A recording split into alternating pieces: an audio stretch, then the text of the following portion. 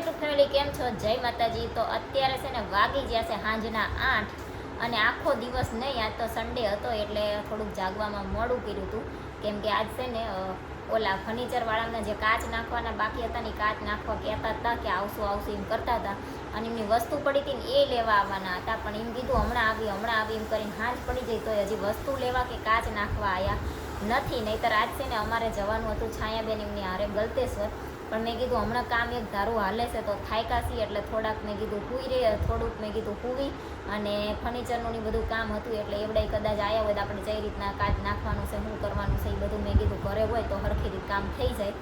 તો હજી આવ્યા નથી, હવે હમણાં આવે તો કંઈ કહેતા નથી. એમની વસ્તુ બધી પડી છે એ રીતે લેવા આવવાના હતા અને ડ્રેસિંગનો કાચ રહી ગયો છે એ રીતે નાખવાનો છે અને રસોડામાં કબાટનો કાચ નાખવાનો છે એ બધું યાદ કહેતા હતા કે બની ગયો છે તો નાખી જઈશું એમ. અને ફાઇનલ હવે કાલથી આવે છે કલરવાળા. આવવાના છે ને કે નથી આવવાના? આવે કર્યો તો ફોન કર્યો તો. અને હવે છે ને કલરવાળા કાલ ફાઇનલ આવી જાય તો 2-3 દિવસમાં કામ પૂરું થાય. તો વરસાદ આવે ને પહેલાં છે ને મારે બધા ગોદડા ધોઈ અને કબાટમાં સરખા વ્યવસ્થિત ગોઠવાઈ જાય. ઓલું વરસાદ આવે ને પછી ગોદડાને એવું કોઈ વાતે છે ને ફૂંકાય નહીં અને પછી છે ને આમથી આમ ફેરવા ફેરે ખોટા કરવા એવું થાય. અને રસોડામાં છે ને અમારે લેમ્પ જે નાખતા હતા ને હોલ્ડર તૂટી ગયું તો હજી ફર્નિચર લાઇટનું કામ બાકી છે એટલે એ થાય તે ખરા. કલરવાળા કામ પૂરું થઈ જાય એટલે ફર્નિચરવાળા આવશે એટલે જો આપણે ઓલી રૂમે જે ફોક્સ હતો ને એ ફોક્સ જઈ દીધી અત્યારે ચાલુ મને કરી દીધો છે.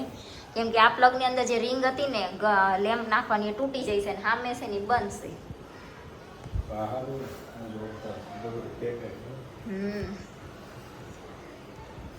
અને હું છે ને અત્યારે જઈતી શાકભાજી લેવા, પણ અમે છે ને કતારગામની માર્કેટમાં શાકભાજી લીધેલું છે ને ત્યાં અહીંની માર્કેટમાં મને શાકભાજી ગમતું જ નથી, શાકભાજી કંઈ ધ્યાનમાં જ નથી આવતું. અને જઈતી ફુલાવર તો છે ને હતું જ નહીં, એક જગ્યાએ ખાલી હતું ને તે બહુ પીળું ને આમ એવું હતું, હાવ એવું શાક હતું. બીજું જે 2-3 શાક તમને ભાવે એવા લાયા.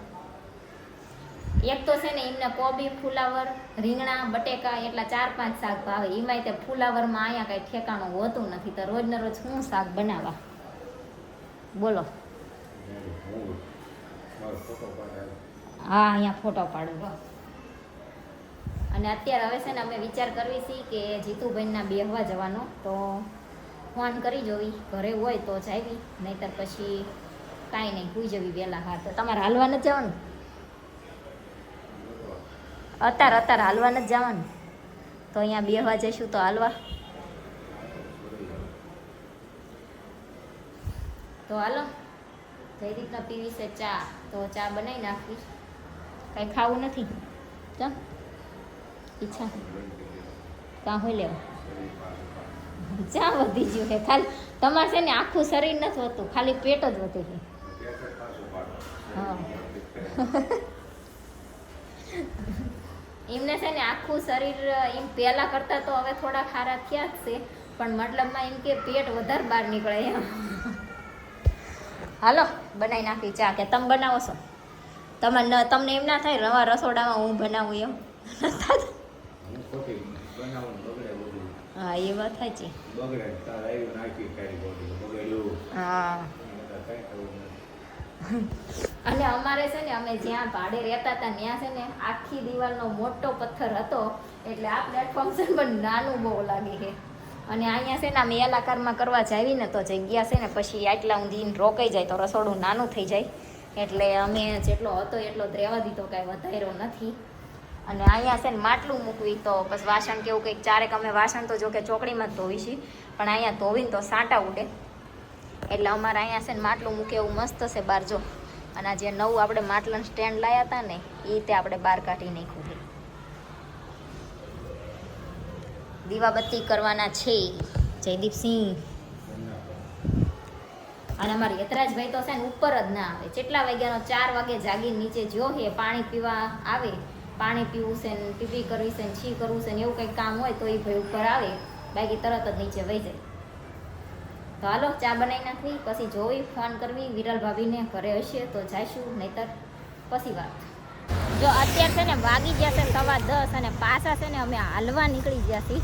જયદીપની હારવાર અમે હોતા ને હું ને યતરાજભાઈ આંટો મારવી. યતરાજભાઈ જો સાયકલ લઈને આંટો મારે છે અને હું જયદીપ બે હાલવી છીએ.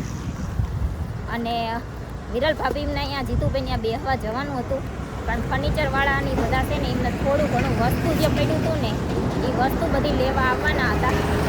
એમાંથી એમને જોતું તો એ વસ્તુ એ લઈ ગયા, અને થોડું ઘણું હજી પડ્યું છે. અને કલરવાળા કાલ સવારે આવવાના છે, તો એમનું થોડું ઘણું વસ્તુ મૂકવા આવ્યા હતા.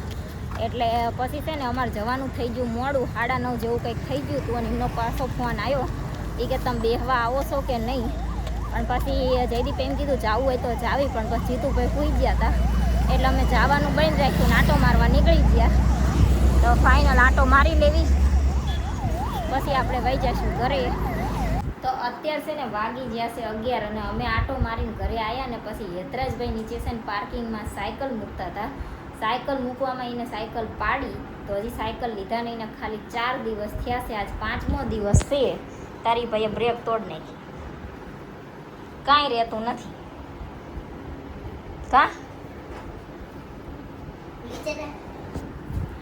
નીચે વોચમેન કાકા છે ને એ મત કહેતા હતી કે આ છોકરાને 1 મહિનો સાયકલ હાલે ને તો સારું. તારી ભાઈએ 5મા દિવસે બ્રેક તોડી. આ તો સારું ઓલા ફર્નિચરવાળા ભાઈની ફેરકી પડી છે એટલે અત્યારે ચોટાડી દઈશું એમથી. નહીં રહી એમ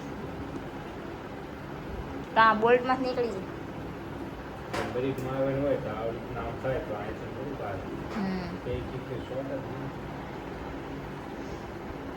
હવે એમને મહિના પછી સર્વિસનું કીધું છે, એ વખતે લઈ જાય ને સરખી થઈ જાય તો કદાચ, કે ના થાય.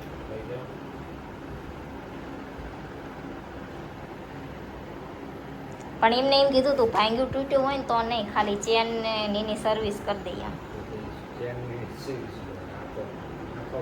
ભાંગી તૂટ્યું હોય તો એ આપણે નખાવાનું એમ કીધું. સાયકલ લીધી ને અહીંયા એમ કીધું તો 1 મહિના પછી ફ્રી સર્વિસ એક હોય, એ તમારે ચેન ઢીલી બીલી પડી જાય ને એવું કંઈક હોય તો એ સર્વિસ કરી દે. બાકી કંઈ વસ્તુ ભાંગે તૂટે તો એ વસ્તુ આપણે નખાવાની એમ કહેતા હતા.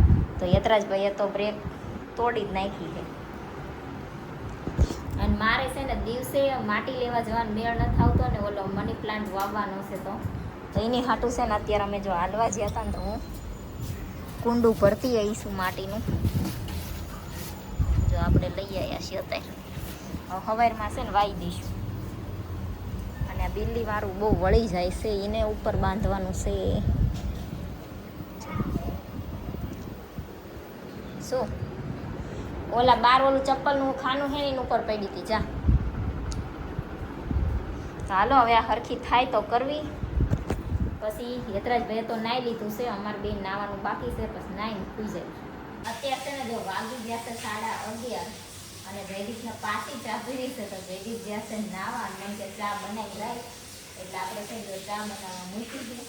અને સવારમાં જયદીપને છે ને ખાવા છે પલાળેલા ચણા, એટલે જયદીપ ખાતું ચણા અલા મારે શાક બનાવવાનું છે, તો જયદીપને જેટલા પલાળેલા ખાવા છે એટલે એ લઈ લેશે, અને બીજા આપણે બાફી નાખશું. નહીંતર હું છે ને ગમે કઠોળનું શાક કરું ને તો સાંજે પલાળું ને ડાયરેક્ટ સવાર શાક બનાવવાનું હોય ને એ વખતે તે સવારમાં 1-2 સીટી વગાડતો એ રીતના કરું. રાતે નથી પલાળતી કોઈ દિવસ, પણ હવે જયદીપને ખાવા છે એટલે પછી સારો વાર પલાળતો. નહીંતર મન છે ને સાંજે પલાળ્યા કરતાં ડાયરેક્ટ બાફીને કરું એ વધારે મજા આવે થોડી જેમ. તો હવે આપણે છે ને 4-5 મિનિટ જેટલા પલાળી દઈએ તો એમને ખાવા હોય એટલા ખાશે, અને પછી છે ને બીજું આપણે શાક કરી નાખશું. એ જે મારે એકને જ ખાવાનું હોય કઠોળનું શાક. તો કાંઈ નહીં, હાલો હવે આ વિડીયોનો આપણે એન્ડ કરી દઈએ. વિડીયો તમને કેવો લાગ્યો કોમેન્ટમાં જરૂર કરજો. લાઈક કરજો, શેર કરજો, અમારી ચેનલ સબસ્ક્રાઈબ કરજો. જય માતાજી, ગુડ નાઇટ, બાય બાય.